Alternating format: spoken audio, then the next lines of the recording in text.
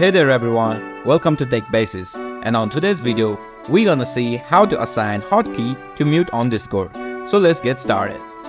So the first thing that you will need to do is open up your Discord user setting. Just click on it. Now scroll down a little bit and you should see app settings. Just under the app setting, find keybinds. Click on it. You should see add a keybind in the top right. Click on it. Now click below action and select toggle mute. We will need to assign a key, so just click on record keybind and it will start recording. And you can hit any key that you want to assign. And you're good to go. That's it on how to assign hotkey to mute on Discord.